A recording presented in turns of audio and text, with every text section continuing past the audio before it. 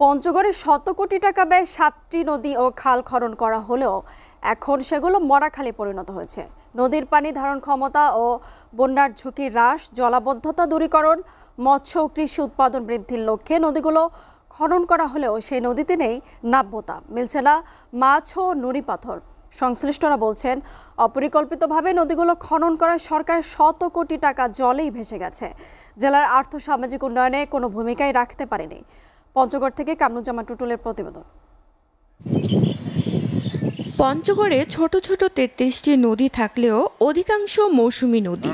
করতোয়া, মহানন্দা, তালমা, ডাহুক, চাওয়াই, তিস্তা সহ কয়েকটি নদী একই সময় খরস্রোতা নদী হিসেবেই পরিচিত ছিল। এই নদীকে ঘিরে হাট বাজারও গড়ে উঠেছিল। পরবর্তীতে পলি ও বালিতে ভরাট হয়ে যাওয়ায় নদীগুলো পানি ধারণ করতে না পারায় মরা নদীতে পরিণত হয়। এতে জেলায় বন্যার ঝুঁকি, জলাবদ্ধতা, মৎস্য ও কৃষি উৎপাদন ব্যাহত হচ্ছে। পানি উন্নয়ন বোর্ডের আওতায় ১৩টি ঠিকাদারি প্রতিষ্ঠানের মাধ্যমে ২০১৭ থেকে ১৮ ও ২০২২ থেকে ২৩ অর্থ বছরে জেলায় ৭টি নদীর ১৭৮.৯০ কিলোমিটার নদী খনন করা হয়। তবে নদীর পাড়ে বালি ফেলায় বর্ষা মৌসুমে সেই বালি নদীতে পড়ে ভরাট হয়ে যায়। নদী সংশ্লিষ্টরা বলছেন, অপরিকল্পিত নদী খনন করায় সরকারের শত কোটি টাকার ব্যয় কাজেই আসেনি। সরকার যে পদক্ষেপটা নিয়েছে এটা আসলে একটা ভুল পদক্ষেপ নিয়েছে বলে আমি মনে করি। আর এটা টোটালি আমাদের অর্থনৈতিকভাবে ঘাটতিতে ফেলছে।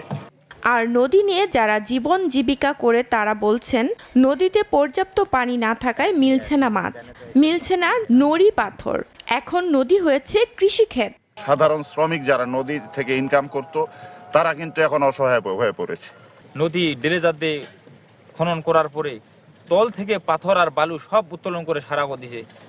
এখন আর নদীতে পাথর নাই। যেহেতু সার দিবেন দিবেন ভালো হয়, আবার নদী খুঁড়ন হয়ে গেলে একটু ধান কম হয়। এখন আর মাছ তো আগের মতো নাই। মাছ যদি পাওয়া যেত তাহলে সংসার ভালো চলতো। নদীর গতিপথ বদলে গেলে বা ভরাট হলে পানির স্তর নিচে নেমে যায়, জীবন বৈচিত্র্য হুমকির মুখে পড়ে, জানালেন এ ভূগোল শিক্ষক। কোনো কারণে নদীর গতিপথ পরিবর্তন হয়ে গেলে বা ভরাট হয়ে গেলে নদীর পানির উচ্চতা বেড়ে গিয়ে অপ্রাকৃতিকভাবে বন্যা সৃষ্টি হতে পারে।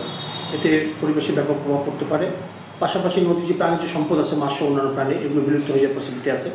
নদীগুলো খনন করায় নব্যতার বৃদ্ধি সহ জলাবদ্ধতার হ্রাস ও বন্যার ঝুঁকি কমছে, জানালেন পানি উন্নয়ন বোর্ডের নির্বাহী প্রকৌশলী। একটা স্টাডি সম্পন্ন হয়েছে। এই স্টাডি প্রকল্পের আলোকে ৬টি নদী খননের সুপারিশ করা হয়েছে।